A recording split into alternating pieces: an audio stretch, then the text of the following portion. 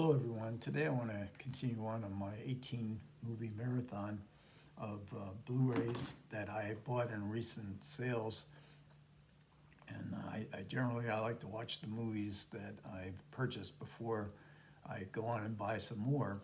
And that's pretty hard to do when you have all these sales and you take advantage of them. You can very easily and quite understandably fall far behind. So I'm going to be catching up with a movie a day, and today's movie, which is the third in the 18 series, is from 1965. It's called The Art of Love. It stars Dick Van Dyke, James Garner, Angie Dickinson, and Elke Sommer. It was directed by Norman Jewison, who was completing a 4-film contract that he had with Universal. The previous 3 were comedies as well and very commercially successful. I guess the best of them will probably be the Send Me No Flowers with Rock Hudson and Doris Day. Jewison, when this contract was completed, The Art of Love, however, was not commercially successful.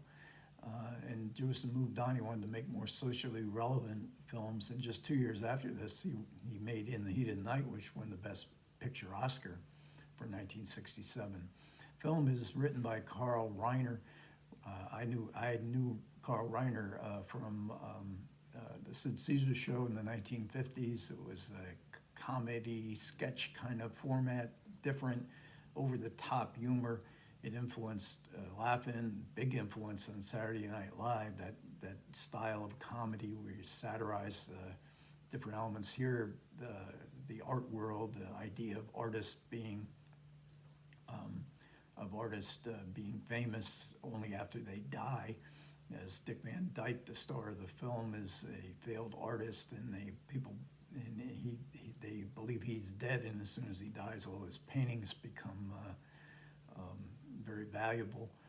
And it's satirizing, contemporary things like the Peter Sellers, Inspector Clouseau, Pink Panther movies.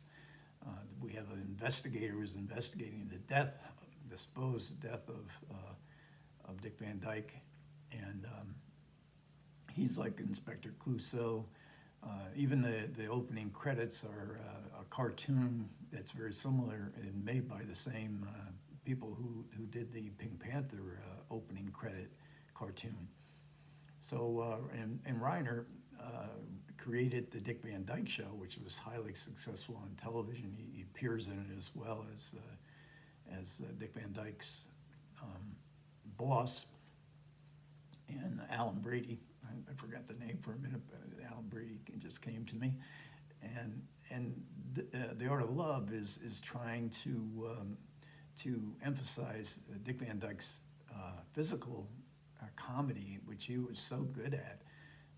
Van Dyke, in his jawline at least, certainly looked a bit like Stan Laurel, but he had such amazing grace, and he had a success the year before, big success in Mary Poppins, so he was already established as a movie star. Reiner's style of comedy, and really even the Sid Caesar style of comedy, can get a bit much in a full-length movie. You can get a little weary of it. Every actor, every small little bit performer in this movie has to have a comic shtick to perform. But the physical comedy, though, and I didn't really appreciate it as much. It's funny, sometimes you watch a film, and like I say, you get a little bit like, wow, okay, slow down a little bit.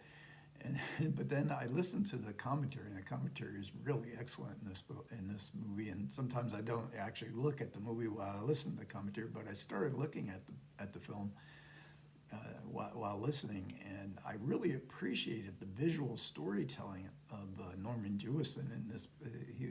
He's really adept at his craft, and I also appreciate even more Dick Van Dyke's physical acting. This visual style of both directing and acting, divorced from the kind of shrill nature of some of the performances, surprised me by being so effective.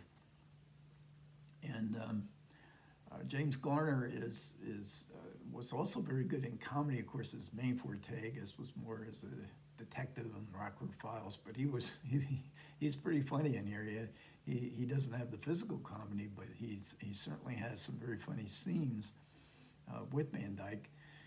The two actresses are Angie Dickinson is kind of wasted. I mean, she basically is there for her beauty, but also for the fact that I think she faints maybe half a dozen times in the movie. She does it very well.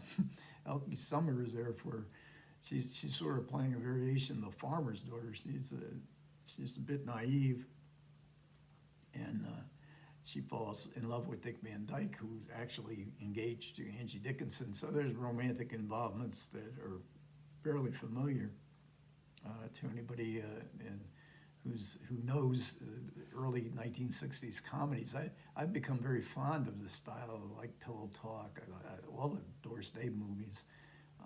In particular, Jewison obviously was very good at comedy as well. And the whole comic style would soon change. I mean, this is sort of the end of an era in all of Hollywood, as I mentioned in other videos, changes so drastically in just a couple of years, including the kind of films that Norman Jewis wanted to make and was able to make. So this is from 1965, The Art of Love. I liked it a lot more than I thought I would. So I would recommend it. It's not the best of the comedies, but it certainly is, as far as seeing Dick Van Dyke at the height of his comic talents. And Dick Van Dyke is still with us. He's 90 plus, and Norman Jewison is still with us as well. I was very glad and happy to see. Jewison never won a Best Director award. He was nominated a few times, but he did get a Lifetime Achievement Award, and that's very good to hear as well. So that'll wrap up these brief comments for anybody who stuck with me to the end. All I can say is thank you very much. I appreciate it, and we will see you next time.